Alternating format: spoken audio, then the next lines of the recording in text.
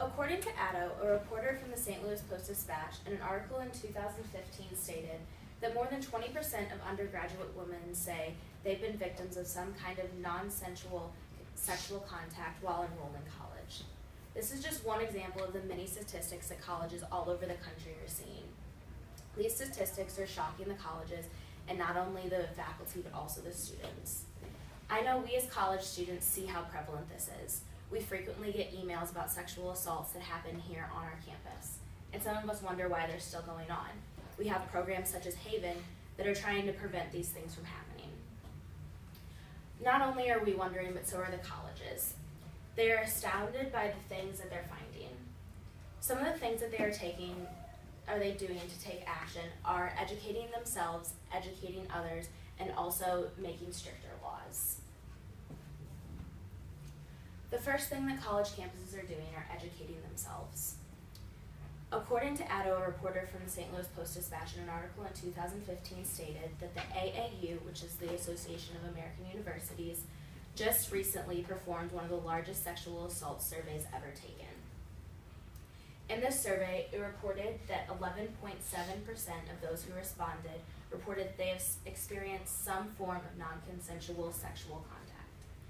Also stated in this survey, 23.1% of undergraduate women, which is almost a quarter of all the women, reported that they had been assaulted in some type of way.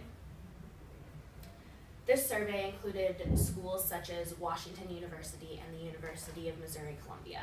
These are schools that are very close and similar to our school.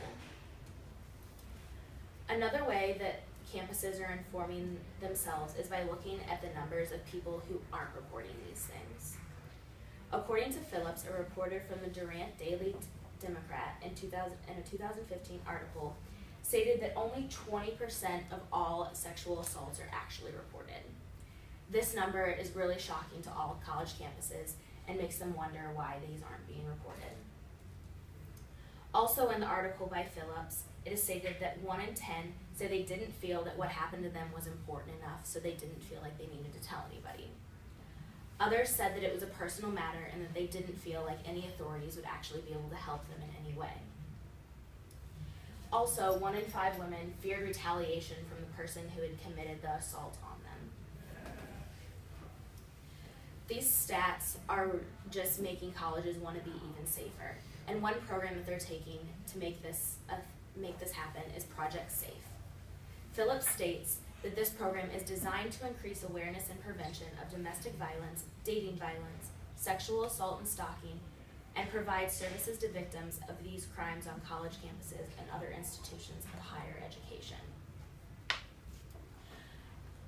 Schools are also not just informing themselves, but they also want to inform others.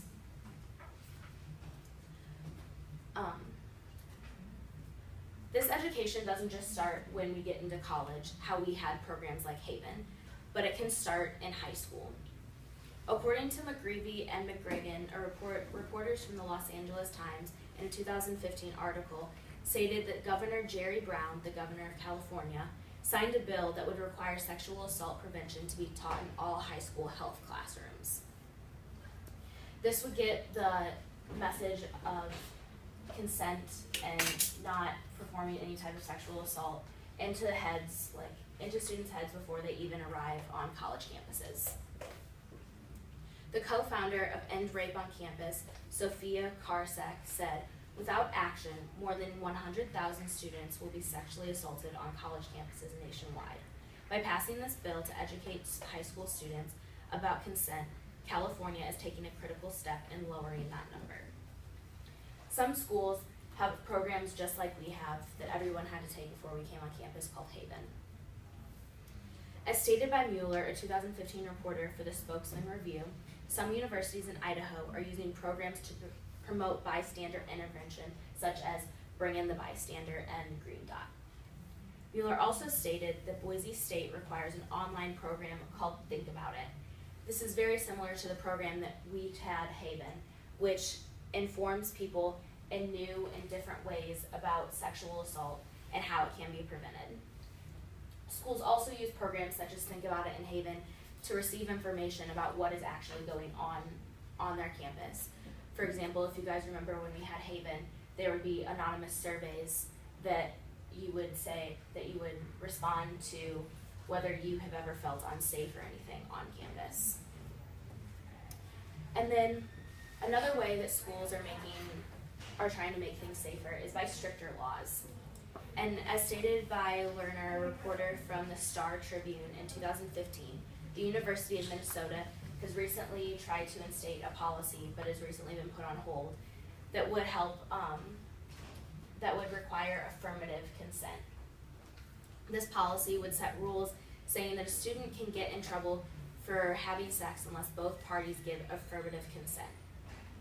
And this policy would, quote, require students to express consent through clear, unambiguous words or actions before engaging in any sexual activity. Otherwise, they could face disciplinary action, including expulsion and sexual assault. And this problem isn't just being taken care of locally at campuses around the country, but also in our country's capital in DC. According to Srugla, a reporter for the Washington Post in 2015, there's a new proposed bill which would quote, require colleges to put a permanent and prominent notation on the academic transcript of a student who is convicted of sexual assault or who tried to withdraw from school while under the investigation for sexual misconduct. This has been compared to a scarlet letter on someone's transcript. So this would never go away, and it would be seen by other schools if you try to transfer, and also further employees. So colleges are not just limited to these few ways to prevent sexual assault. Campuses are trying every day to work towards a safer campus and campus environment, and these steps that are taking